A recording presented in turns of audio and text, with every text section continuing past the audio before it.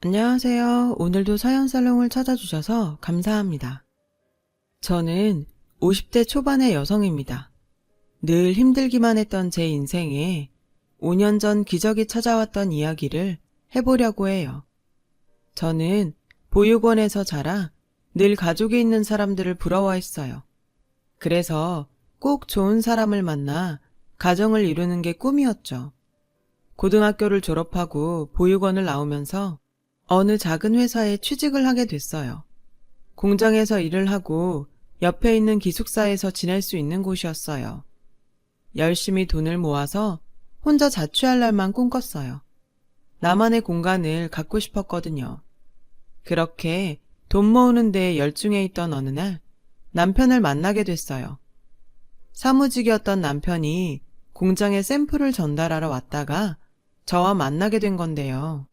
저는 그때 공장 사무실에서 격리를 하고 있었어요. 남편은 제가 마음에 들었는지 처음 만났을 때부터 친근하게 말을 걸었고 그런 남편이 좋았어요. 친절하고 따뜻하게 대하는 사람이 별로 없었으니까요.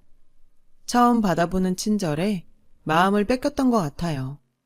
남편과 6개월 정도 사귀다가 결혼을 했습니다.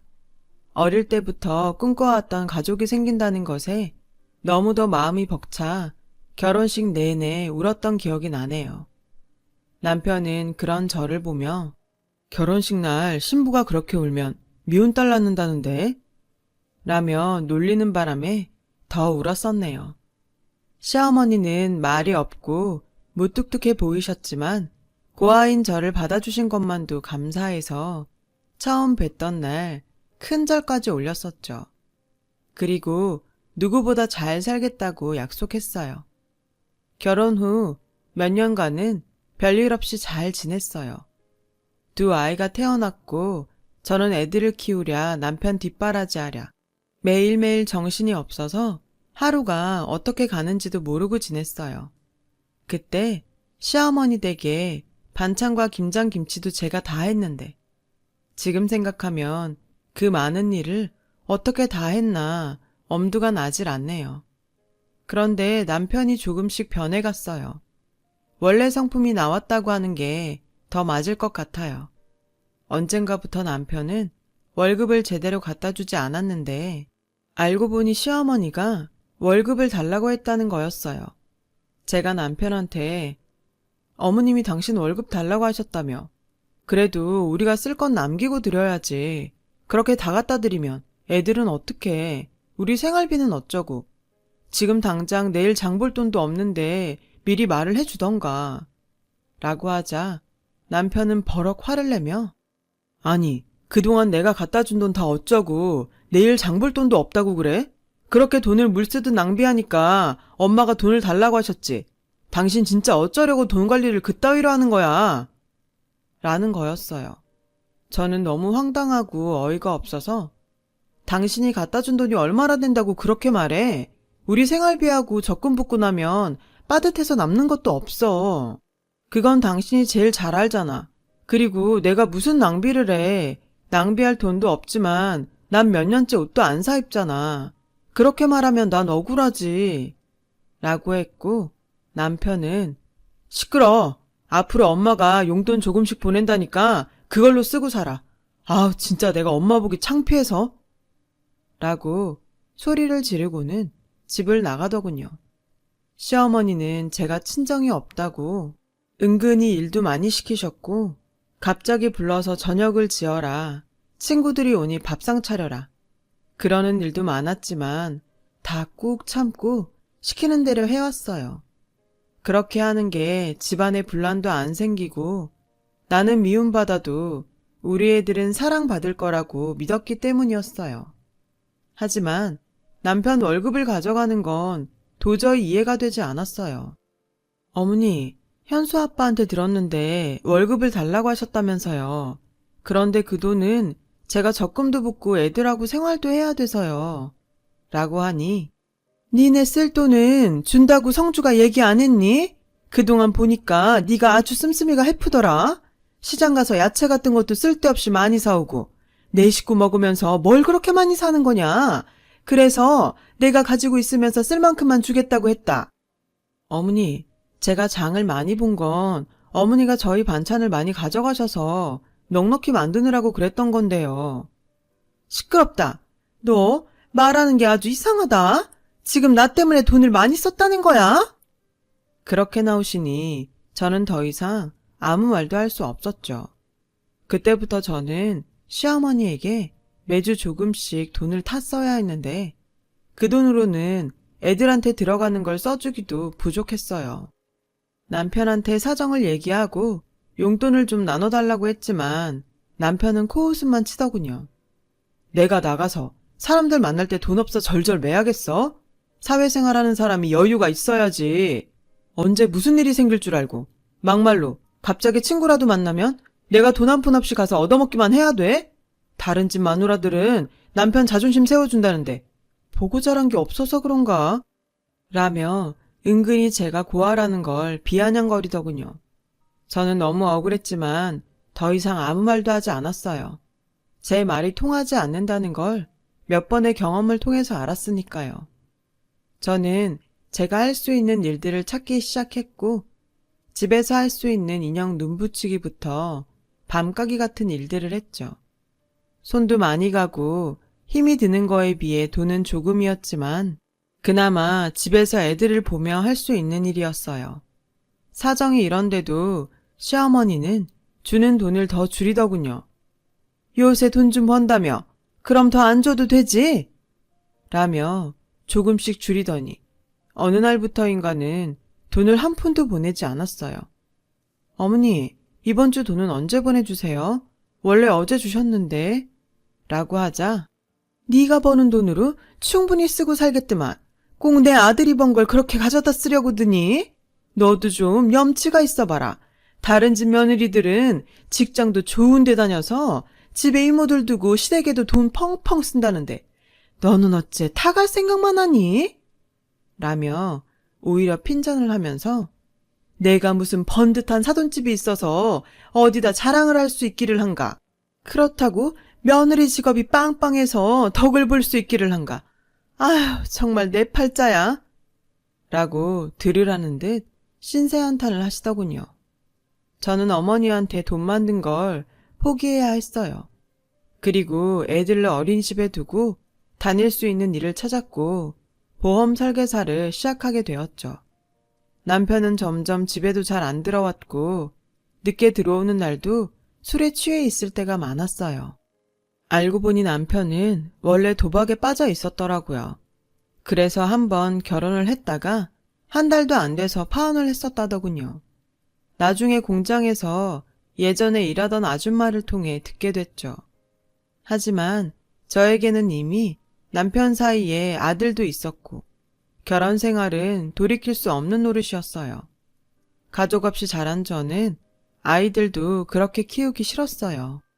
그래서 그저 나만 참으면 된다는 마음으로 보험 일을 하면서 악착같이 아이들을 키웠어요. 다행히 아이들은 제 말이라면 자다가도 깨서 들을 만큼 착하게 잘 자라서 초등학교에서 공부도 곧잘 했어요. 그러던 어느 날 정말 저한테는 서러운 일이 터지고 말았죠.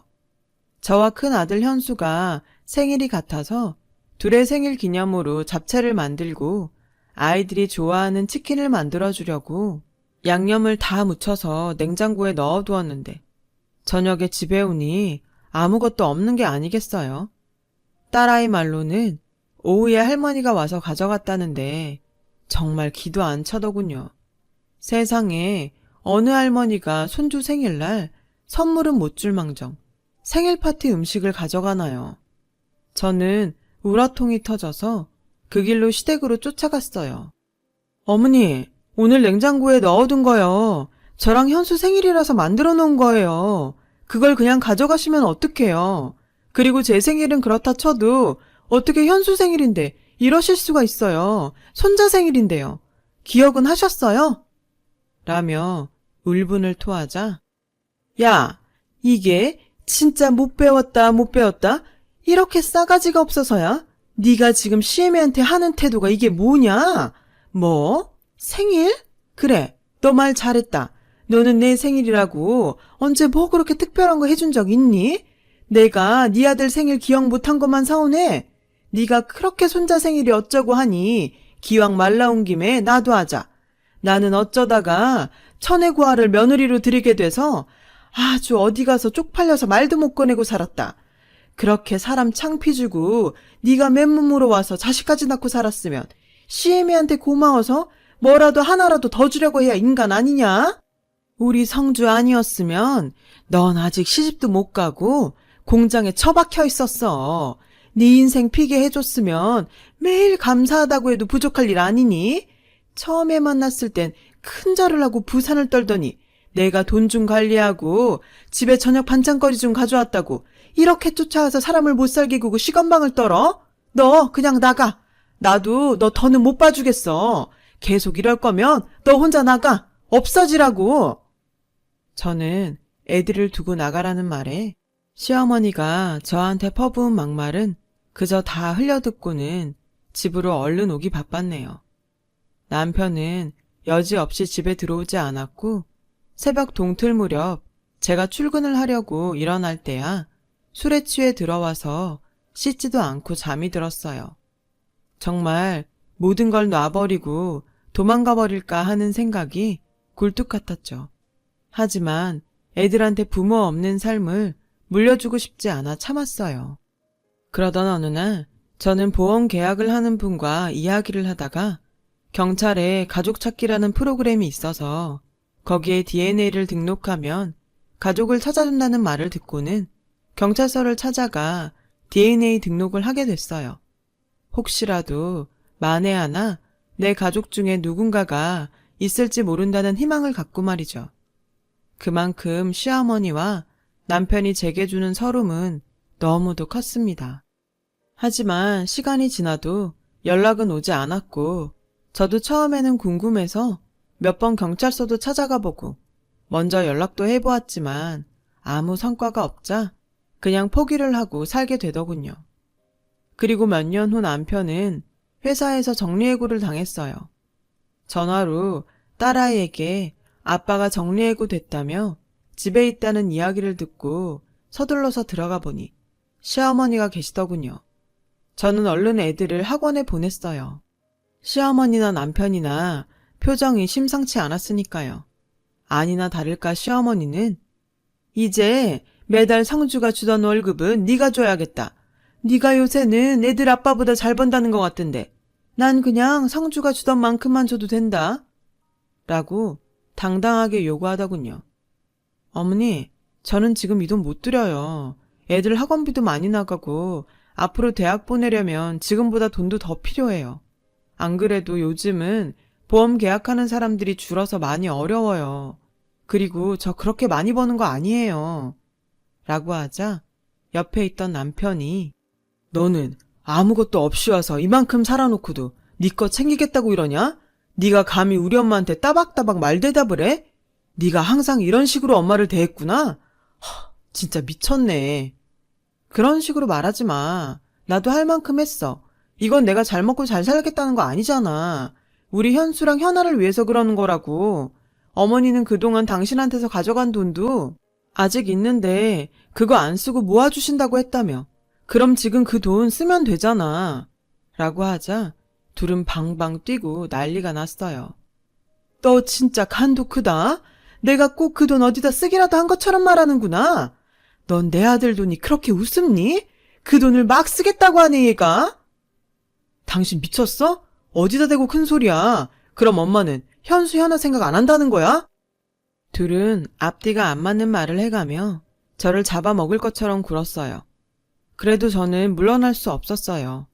제가 버는 건 분명히 한계가 있는데 시어머니가 돈을 달라는 대로 그렇게 줬다간 언제 또 낭패를 당할지 모를 일이었어요.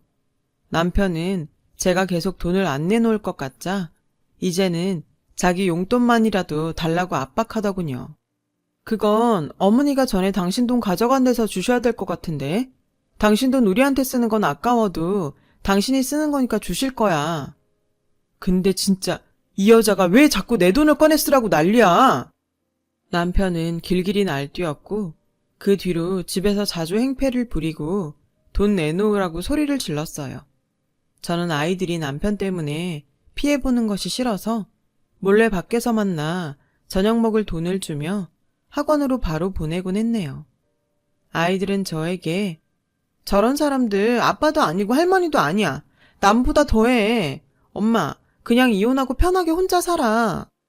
이제 겨우 중학교 1학년인 딸아이가 하는 말에 가슴이 찢어질 것 같았죠.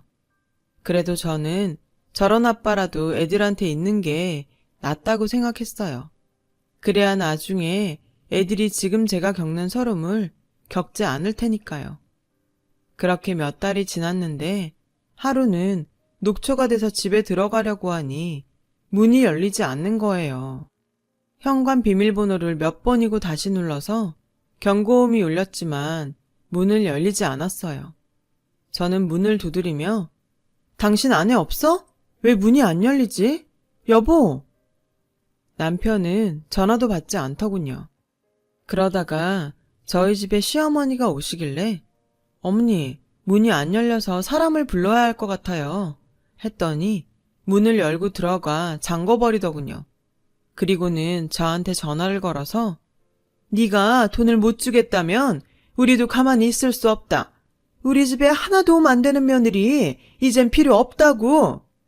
라며 나가라고 하셨고 저는 여보, 어머니 말씀이 진짜야? 맞아? 라며 계속 문을 두드리자 남편은 나와서 저한테 삿대질을 하며 다 필요 없다는 말 못 들었어? 나가라고! 학원에서 밤늦게 온 아이들은 이 사실을 알고 울고불고 난리가 났지만 시어머니는 오히려 니들이 그러면 엄마만 더 힘들게 될 줄 알아. 현수 너 함부로 까불고 엄마 찾겠다고 나서면 가만 안 둘 거야. 라며 애들한테 겁을 줬다고 하더군요. 저는 결국 급하게 혼자서 잠만 잘 수 있는 원룸을 구했고 더 악착같이 돈을 모아야 하겠다는 생각에 야식업체 설거지까지 했네요. 가끔 학교로 애들을 보러 가는 날이면 눈물바다가 됐죠. 애들은 자꾸 저와 살겠다고 했지만 아직 그럴 형편은 아니었어요. 저는 그저 애들에게 조금만 더 참으라고 말할 수밖에 없었어요. 그러던 어느 날 저는 뜻밖의 전화를 받았습니다. 가족 찾기에 등록한 DNA와 일치하는 사람들이 나타났다는 거였어요. 너무 믿기질 않아 경찰서로 쫓아가니 지난주에 어떤 할아버지가 어렸을 때 잊어버린 딸을 찾고 싶다고 오셨는데 DNA 검사 결과 이유미 씨 가족인 걸로 밝혀졌습니다. 라는데 정말 입이 다물어지지 않았어요. 저는 그날 제 가족이라는 분들을 만났어요. 진짜 제가 맞아요? 거짓말 아니죠? 제 가족 맞죠? 정말이죠? 제가 몇 번이고 얘기하자 그분들은 저를 껴안으며 펑펑 우셨어요. 알고 보니 제가 3살 되던 해에 할머니가 어떤 무당한테 제가 집에 있으면 가세가 기운다는 말을 듣고 가족들 몰래 저를 보육원에 버리셨다는 거예요. 할머니는 저를 잃어버렸다고 거짓말하셨다가 돌아가시기 직전 사실대로 말씀하셨다고 하네요.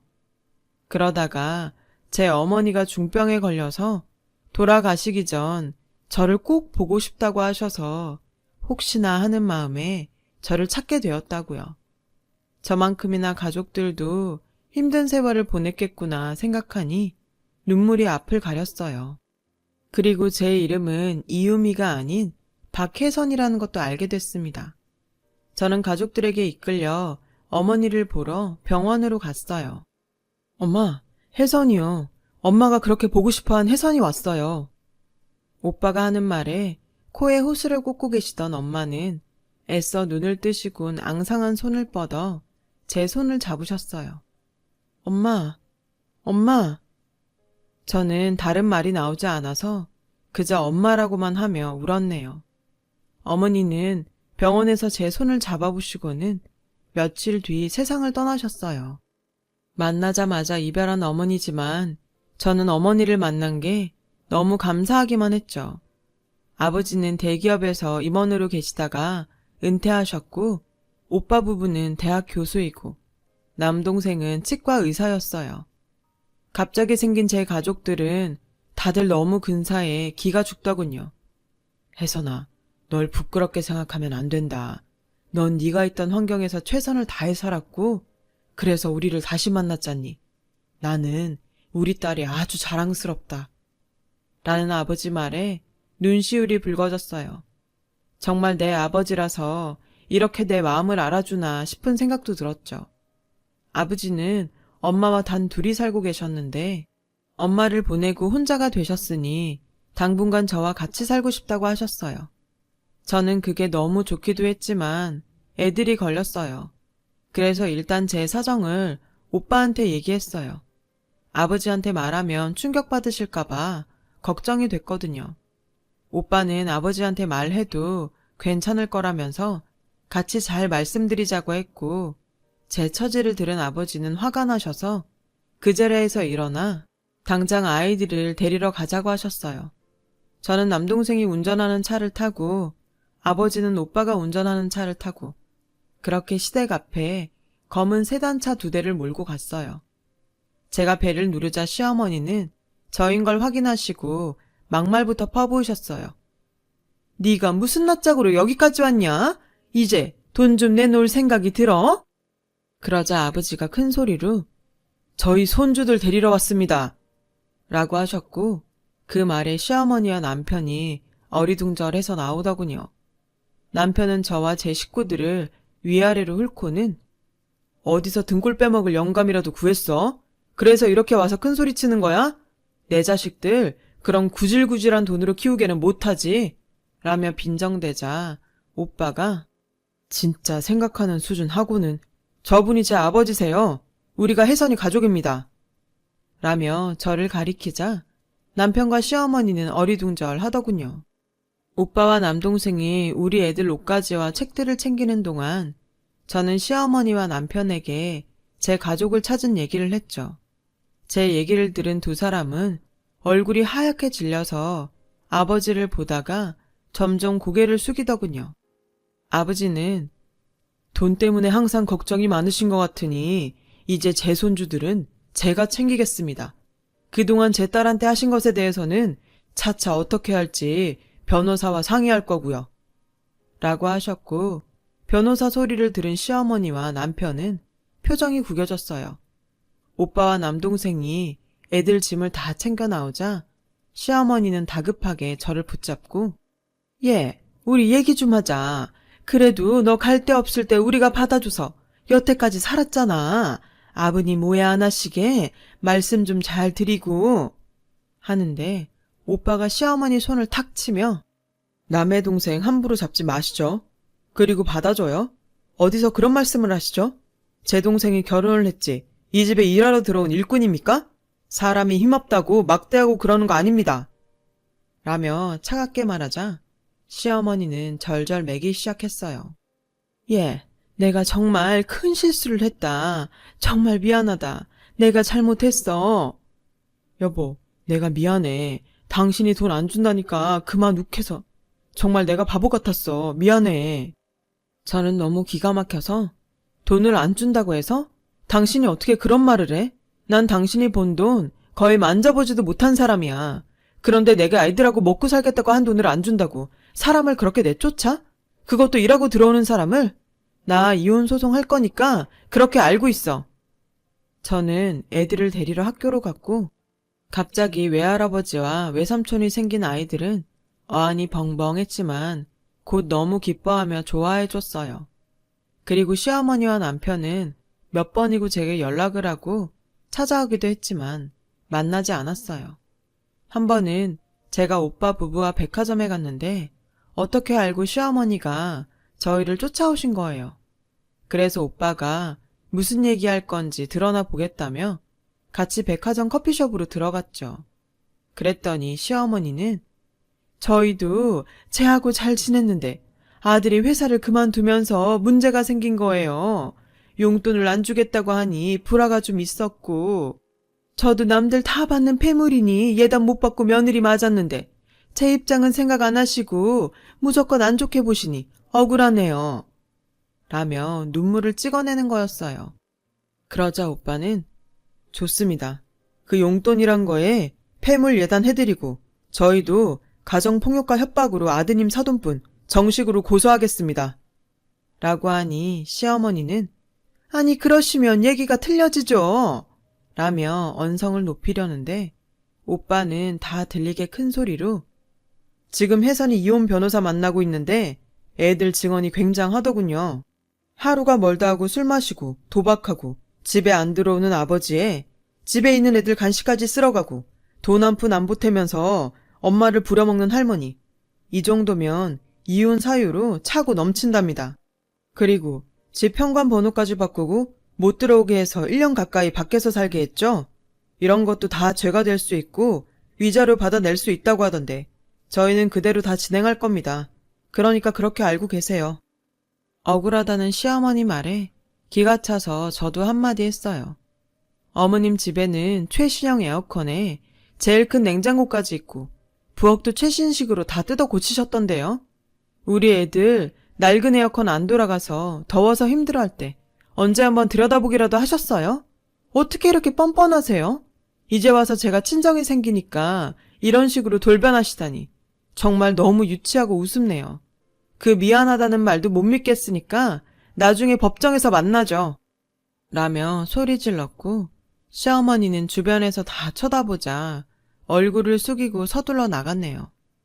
저는 아버지가 잘 아시는 변호사분 소개로 좋은 이혼 변호사를 만나서 소송에 승소를 하고 위자료도 받고 정신적 피해 보상도 받았어요. 지금은 아이들도 다 대학 가고 저는 인생 처음으로 매일 편안한 생활을 하고 있어요. 이런 든든한 가족들이 있다는 게 살아가면서 이렇게나 힘이 된다는 걸 몰랐어요. 가지고 있을 땐 모른다고 하던데요. 많은 분들께서 가족이라는 존재가 원래 있었기 때문에 너무도 당연한 거라 소중함을 저만큼은 못 느끼실지도 모르겠어요. 오늘은 더 따뜻한 마음으로 가족들 한 번 더 생각해 보시는 건 어떨까요? 저 같은 사람도 웃을 날이 오니 사연 들으시는 분들에게도 좋은 일들 생기셨으면 좋겠다는 마음으로 이 이야기를 하게 됐습니다. 그럼 다들 행복하세요. 들어주셔서 감사합니다. 여러분, 사연 댓글에 응원과 현명한 조언 부탁드려요. 좋아요와 구독은 저에게 큰 힘이 됩니다. 오늘도 좋은 일 가득하세요.